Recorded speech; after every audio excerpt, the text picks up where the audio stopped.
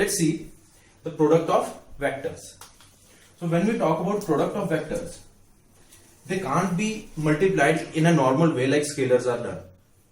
So for product, to find product of two vectors, we have to use some special methods. And those special methods are dot product and cross product. Dot product and cross product.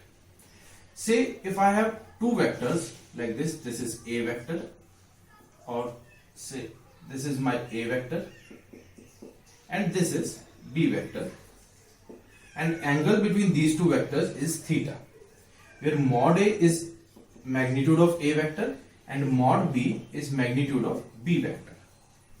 Whenever I have to find dot product, it is represented like this, A dot B. It is represented like this, and mathematically it is equal to mod A mod B cos theta. Mathematically it is represented like this, mod A mod B cos theta. Right? Second thing, the outcome of dot product is a scalar quantity. The outcome is a scalar quantity. Similarly, if we do a small manipulation like this, if I draw a perpendicular like this, then this angle must be 90 degrees. And in this triangle OXB, in triangle OXB, if I have to write cos theta, then it will be equal to base by hypotenuse, that will be OX by OB, or I can write it as OX by OB is nothing but mod of B. This implies from here I can write OX as mod B cos theta, right? I can write it as mod B cos theta.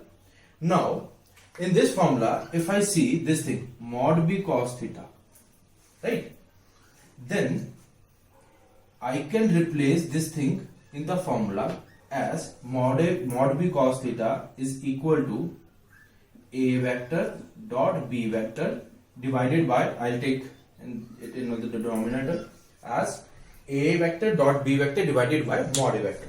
Now let's analyze what is OX. OX is basically the projection of this vector along A vector. OX is nothing but projection of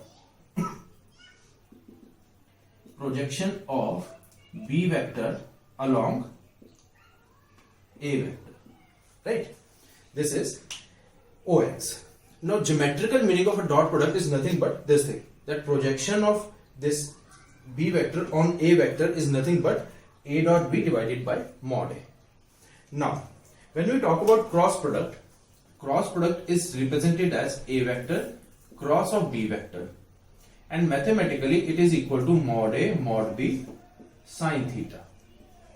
Mathematically it is equal to mod A mod B sin theta. Second, the outcome of a cross product is a vector quantity. Like outcome of dot product was a scalar quantity, here outcome of cross product is a vector quantity. Right? Next thing is what is geometrical meaning of cross product? Then geometrical meaning of cross product, let's see.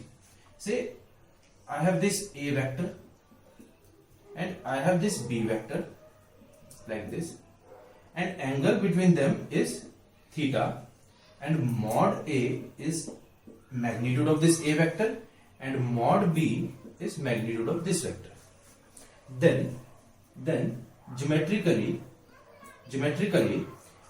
they will be equal to, geometrical meaning of cross product is area of parallelogram which is formed by these two vectors, say like this. If I draw a parallel line like that, then area of this parallelogram will be nothing but it will be modulus of A cross B.